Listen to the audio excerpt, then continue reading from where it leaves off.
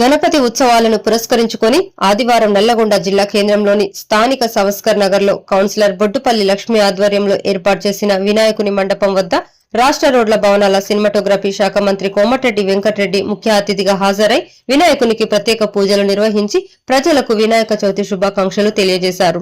ఈ సందర్భంగా మంత్రి మాట్లాడుతూ రాష్ట్ర ప్రజలు గణపతిని ఆశీస్సులతో సుఖ సంతోషాలతో జీవించాలని ఆయన ఆకాంక్షించారు. రైతులు, నిరుద్యోగులు అభివృద్ధి చెందాలని, అదేవిధంగా గణేష ఉత్సవ నిర్వాహకులు విగ్రహాల వద్ద పలు సాంస్కృతిక కార్యక్రమాలను శాంతియుతంగా నిర్వహించుకోవాలని, నిమజ్జన శోభాయాత్ర కూడా ఐకమత్యంతో అందరూ కలిసిమెలిసి శాంతియుత వాతావరణంలో నిర్వహించుకోవాలని సూచించారు. అదేవిధంగా రెవెన్యూ, ఎలక్ట్రిసిటీ, పోలీస్ శాఖల అధికారులు పట్టణంలో ఎలాంటి సమస్యలు తలెత్తకుండా ఎప్పటికప్పుడు పర్యవేక్షిస్తూ ఎలాంటి సంఘటనలు చోటు చేసుకోకుండా చర్యలు చేపట్టాలని ఆదేశించారు.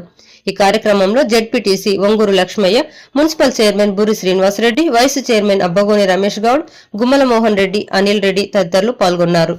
తెలంగాణ ప్రజలందరూ కూడా గణేష్ చవితి శుభాకాంక్షలు తెలియజేసుకుంటూ ఎంతో ఉత్సాహంగా భక్తిపరంగా కార్యక్రమాలను ప్రారంభించుకుని ఈ 9 రోజుల పాటు సాంస్కృతిక కార్యక్రమాలు, పూజా కార్యక్రమాలు నిర్వహిస్తూ శాంతియుతంగా నవరాత్రి ఉత్సవాలు జరుపుకోవాలని, మన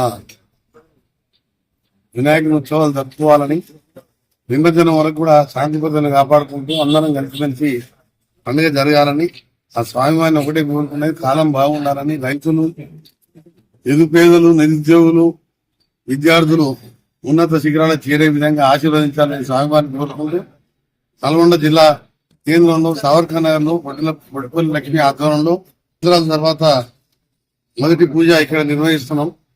అంతకుముందు దాదాపు 15 సంవత్సరాలు ఎప్పుడు కూడా ఇక్కడ నిర్వహించేది.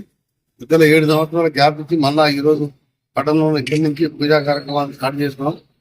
తప్పకుండా అందరూ కూడా జాగ్రత్తలు వహిస్తూ యోగులు ముఖ్యంగా జాగ్రత్తగా నిమజ్జనం అయ్యే వరకు జాగ్రత్తలు పాటించాలని పోలీసులకు, రెవెన్యూ యంత్రాంగానికి కోరేది, ఎలక్ట్రిసిటీ డిపార్ట్మెంట్ కోరేది ఒకటింది. మీ అందరికి కూడా ఆదేశాలు ఇస్తున్నాం. ఎక్కడైనా ఎటువంటి ఇబ్బంది రాకుండా జాగ్రత్తలు తీసుకుంటూ